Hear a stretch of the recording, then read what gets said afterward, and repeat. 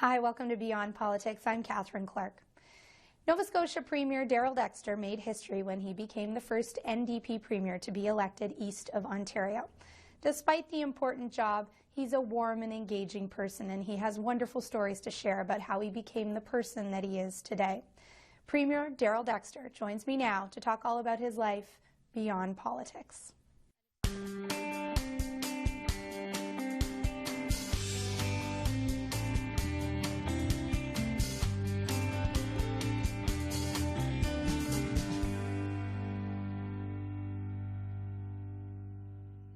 Premier Darrell Dexter, welcome to Beyond Politics. It's really great to have you here. Oh, it's my pleasure to be with you.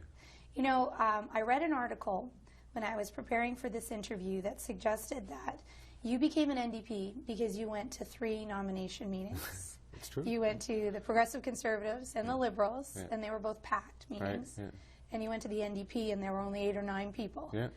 And I just wondered if that was, in fact, a true story. You felt, hey, the NDP looked like they obviously need help. They needed the help, yeah. No, it's true. It happened in my high school gymnasium. I went, I think it was the Liberal nomination was the first night. It was, like I say, packed. The next night, the Conservative nomination took place. And then a little while later, the NDP nomination took place. It took place in the Union Hall down closer to the highway. Yeah, it was just a few people there. But the guy who was being nominated was just so sincere and such just a lovely person.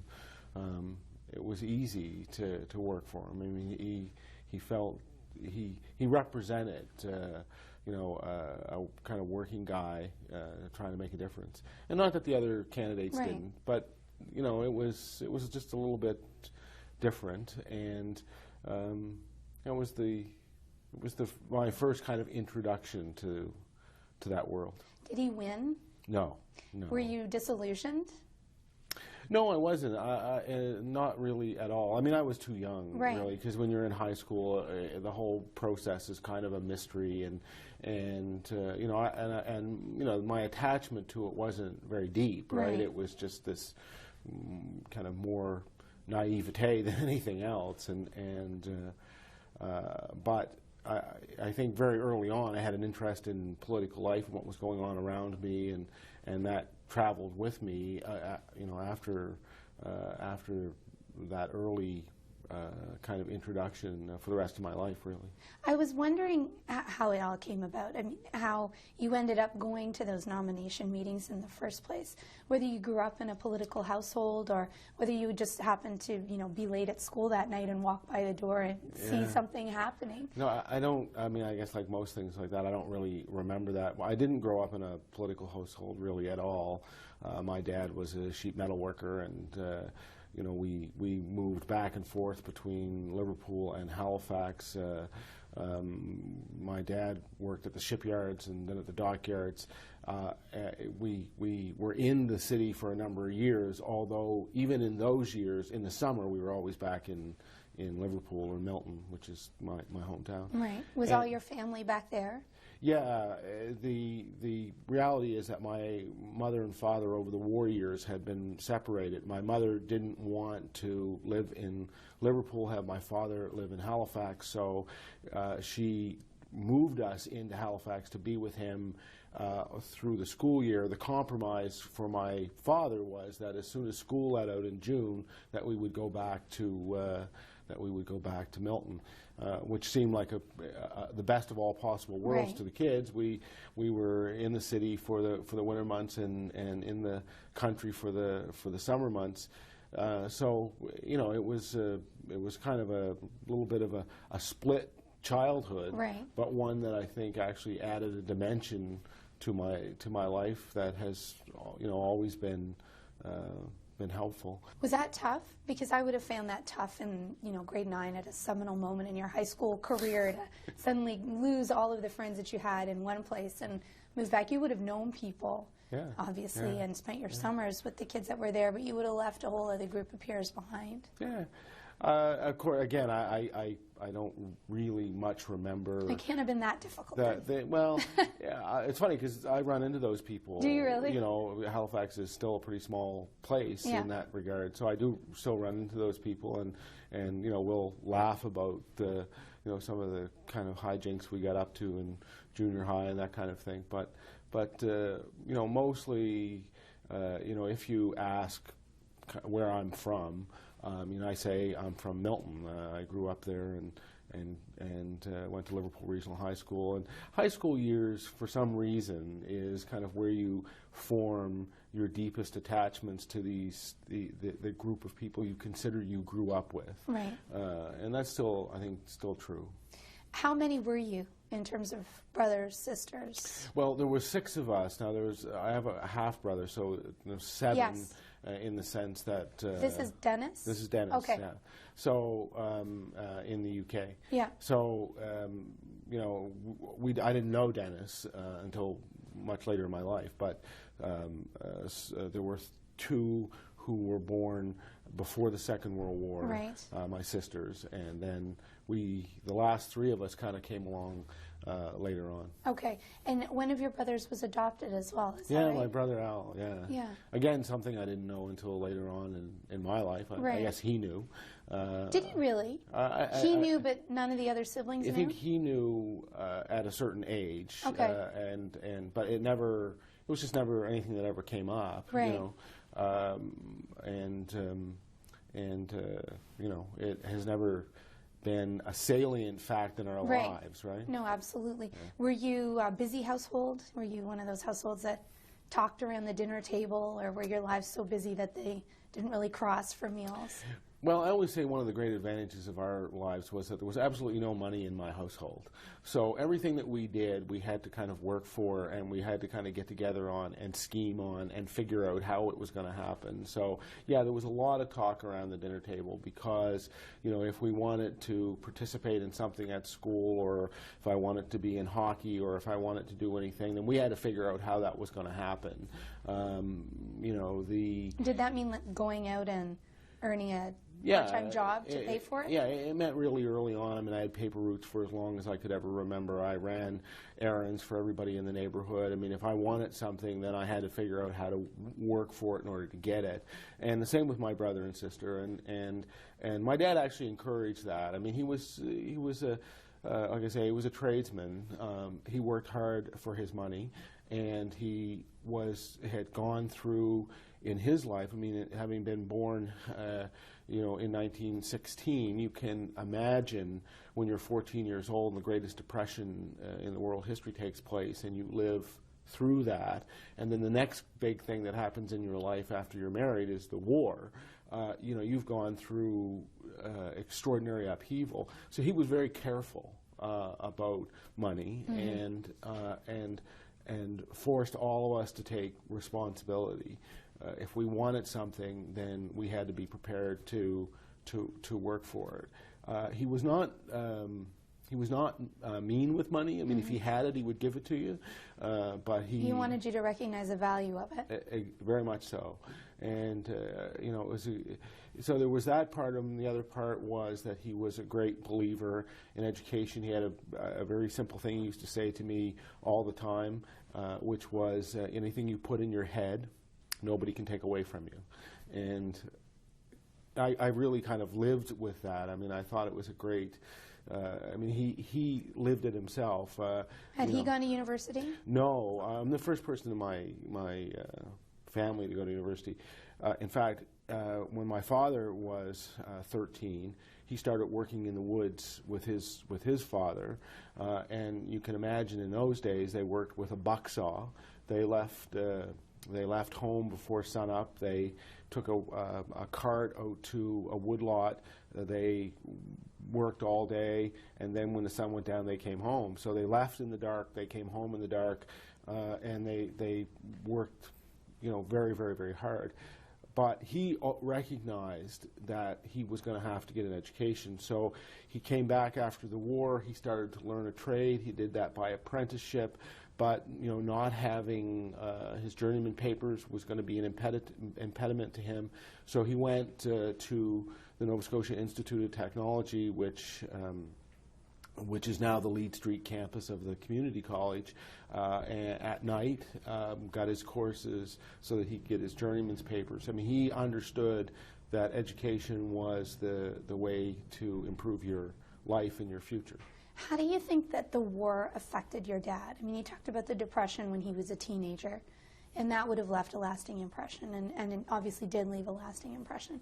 But he also served actively in the war, and that left so many men and women who came back from the war, sometimes in very difficult emotional places.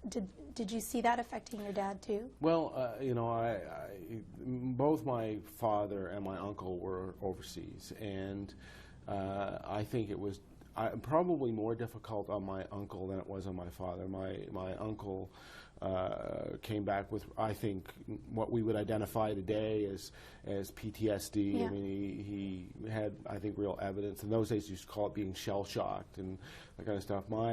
My father had, I think, the real traumatic experience for him happened very early in the war. He left the Halifax Harbour in a convoy. I think the big British naval ships, the Repulse and the Renown, were the escorts for the convoy.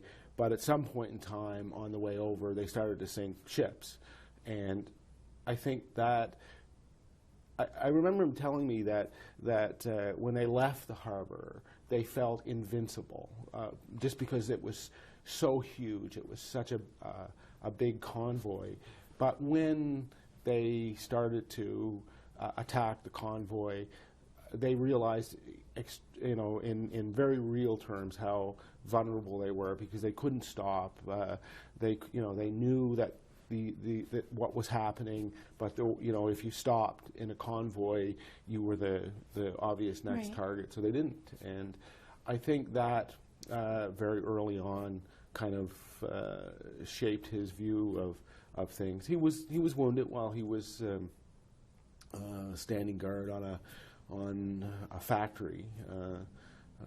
Came home with that physical scar, but of course I think many of the people, like you say, came home with other kinds of scars. Yeah.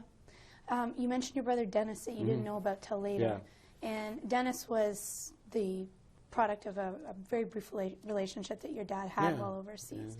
What was it like for your mom and dad when, I mean, you probably, as far as I know, you didn't know, is that right? You guys didn't know till you were adults. The kids didn't know. My mother knew. My mother knew very early on, and my father, I mean, it was one of those, because I had that discussion with my mother. I thought, wow, it's got to be really difficult.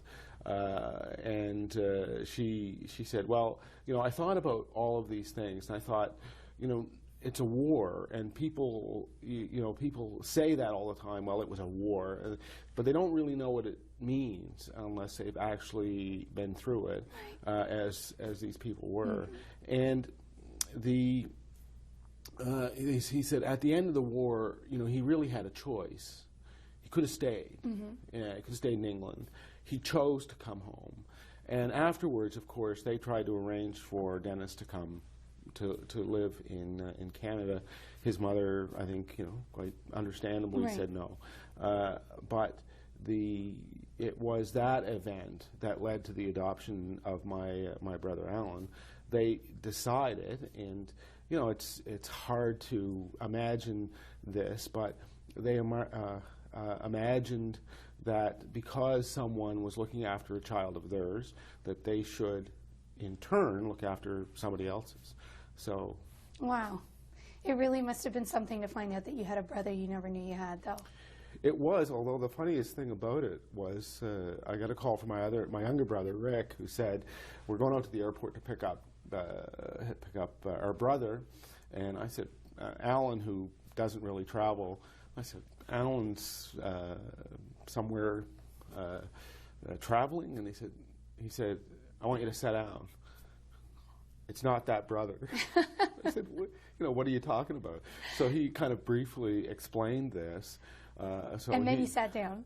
So then he came over, picked me up, and we both went out to the airport. Wow. And we went out to the airport, and the funniest thing about that was that the moment that he came through the door, we had zero difficulty identifying him because he was literally the spitting image of my father. That's incredible. And it was right down to a mole on his face. I mean, it was that wow. exact. And it was quite an incredible kind of moment in my life. The interesting thing about Dennis, of course, was he was extraordinarily respectful of all of this, and he had actually phoned in advance. The reason why he phoned is that so I know I know that it would have been 1993 thereabouts, because he had turned 50.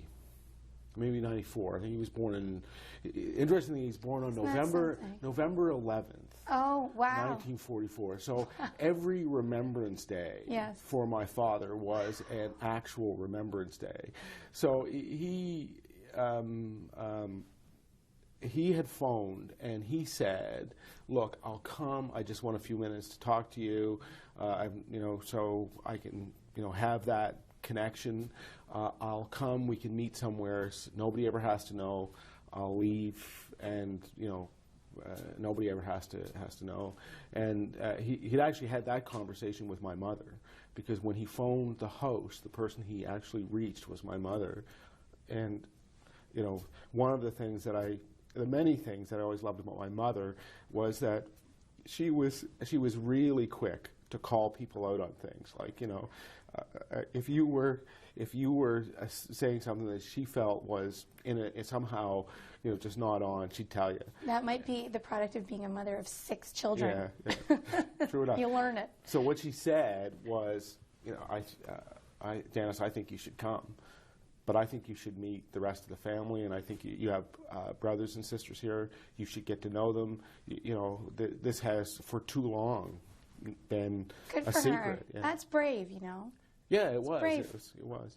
But I was fortunate because I came from, of course, that family which I think, they were just they were born at a time when the challenges of life were great, and somehow many of us these days, we didn't have that same. That same kind of formative events, but quite a pair. You were a Montreal Canadiens fan. Still I am. Okay, I wanted to know that. If you still were, or if you have split allegiances. Well, I do. I mean, Sidney Crosby, of course, yes. is from the community that I represent, and he is an extraordinary individual. A huge credit, not only to our community, but of course to the country. I think people from many communities cheer Sidney on, and the fact that he happens to be a Penguin is secondary to just who he is. Right. So of course I'm a Sidney fan, right. and there are some other great hockey players coming out of Cole Harbour as well. Some who have already come out, some who are on their way up. So if it came down to Game 7 in the Stanley Cup Finals, between the Canadiens and the Pittsburgh Penguins, they met in the playoffs. Yeah, but so who'd you cheer? They met in the playoffs. I took the very diplomatic route. I said, saying nothing. I said I want a really good game. Oh, sure, that is very diplomatic. Absolutely. So we won't get an answer from you here either. No, look, no. As I say, there's some things where discretion is still the better part of valor. Right. Okay. Fair enough. You had you talked about, I think before the show we talked about the fact that you have 4 degrees, university degrees, and you mentioned that you're the first person in your family to go to university. Yeah. When you went to university, did you have a sense of what you wanted to do with your life? Was there a path you wanted to follow? Did you want to go into politics? Yeah. Well, I mean, I think graduation from high school and the fact that so many of my friends were moving on to high school, and the fact that my dad and mom, you know, that was something that they wanted. They wanted that to happen, and I mean, I at that time was not, I think, as committed to it as even as they were. Because I was 17. I mean, I graduated from high school at 17. Right. I turned, which is young. Which is young, and I turned 18 just shortly after I got to university. But it was, I won't claim any real direction when I got there. And in fact, it took a little while for me to actually treat it seriously. I heard that you perhaps enjoyed the social aspect more than the Yeah, I always academic. think of it as the academic road less traveled. Okay. But the reality is, I very quickly threw myself into the political side of it, and that's really where I got my first kind of real immersion into politics, was actually at university. And I became the external vice president at the University of King's College, which is, I know, lofty heights, but it brought me into the National Union of Students at the time, and I worked with NUS. I was on, in those days, what we called the Central Committee, and the funny thing about that experience was that there are still people right across the country, some of whom I still see or have had contact with, some of whose names I just see, and I know that they're out there working in advocacy groups or activist groups, and are still involved in, you know, kind of political activity. Right. But the funniest one is the fact that the guy who is my chief of staff was the executive director at NUS when I first arrived there. So, you know, in a funny way, our lives crossed very early on, and then, you know, here we are again. Yeah. You had an experience with a union job at one point where you were digging a ditch, is that right? Yeah. It kind of reconfirmed your interest in pursuing the academic side of life. No, it's great. It's actually kind of a neat thing, you know. It was a summer job. It was a good paying summer job because it was a union job, but it was actually digging a cable trench. And you know, I will never forget it. I mean, it was a hot day, but it was earlier in the day. So I'd gone out and I had you know, one of those picks, and I was really kind of coming onto it, you know. And the guy who was the foreman was standing there, and he said to me, you know, you're going to be worn out in, you know, 20 minutes. You keep that up. And I said, but I want to get it done. You know, I want to get it done. And he said, I've worked here, and I can't remember exactly how many years, but let's say he said 17 years. I've been here for 17 years. I come to work every day. The ditch is still here. And I remember thinking to myself, yeah, 17 years and the ditch is still here. I can't do that. I can't, you know, even though the pay is good, I can't do that.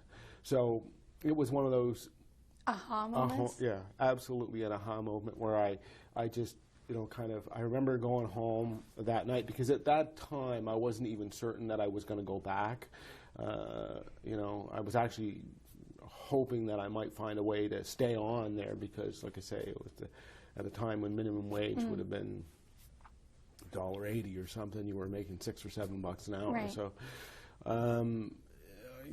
but I remember going home that night and digging out all my stuff and thinking, yeah, I got to get my student loan application in, and I got to get my. It really was a big moment for you then. Well, you know, it was, like I said, it was the moment at which I realized that if I wanted to do more with my life, then I had to actually think about what my father had said, think about what this fellow had said, and these are the things that gave you some focus. They set you the course of your life. Nothing that I have done could have been accomplished without a good post-secondary education. Something else that helped to determine the course of your life was meeting your wife. Absolutely, yeah. And you met her in BC. I did. She was in Katimavik. And I was, what had happened is before I went to law school, I actually was in the Navy for a couple of years, and I was out on the West Coast. I actually met her on the front lawn of Nellie's block, which it was the residence there, and you know, it was just one of those things. She was from Richmond Hill, Ontario. I was from Nova Scotia, and we met in British Columbia. Right. So, you know, from one end of the country to the other. Yeah. Did you know right away that it was something that was going to be permanent? Because well, I understand that you moved her back. You convinced her to go to your university. Is that right? Well, but no, I didn't have the luxury of that time because, of course, her Katimavik was coming to an end. And she was going back to Richmond Hill. So the question was, you know, we had to kind of make quick decisions, you know, literally over the course of a few months. Wow. As this relationship developed. So she went back to Richmond Hill. I had gone back east because I had some vacation time to take, and then I drove. I had a 1973 Volkswagen Thing, which I drove to Richmond Hill, or to actually Thornhill, because they had moved in by that time, I'm sure her parents were thrilled. Yeah, her mom. To see you pull up in your Her mom was thing. Actually, her mom was pretty cool. Okay. And still is. She lives in Norwood now, outside of Peterborough. I know Norwood. Yeah, and she was pretty cool. And this was essentially where we made the decision that she would actually come back out to British Columbia, which she did with me. And then I said, well, eventually I'm going to end up back on the East Coast. So, you know, and I was encouraging her to get an education. It was something that she wanted to do. So I said, I got this great university for you to go to, the University of King's College, which of course is at my alma mater. Right. And so I convinced her to go to King's, and then as it turned out, at that point in time, and it's funny how you think, because I would have been, 23 at that time, or 24. I'm going to try and put that in. Anyway, it's so long ago. Who can remember? It's a long time ago. But I remember thinking, well, if I'm going to go to law school, I got to do that because I'm getting too old. You know, of course. I'm getting too old to go. Right. So, yeah, I guess at the time I would have been around 25, and by the time I actually ended up there, 27. But I remember, that was the decision, that I had to, if I was going to make that decision, I had to make it now. And so we did, and moved back to, I moved back to Halifax essentially without a job to go to law school. So there was this time when Kelly was going to King's, taking her degree, where I was starting off law school at Dal. And for a long time, over those years, we actually essentially lived on her salary, right? Because she was working while I was at law school. And well, that's also good formation for where you are now. It's good practice for where you are. Yeah. I wish we had more time. I've so enjoyed hearing your stories and having a chat with you. Yeah. Thank you very much for taking the time to be here today. My pleasure. Thanks for this.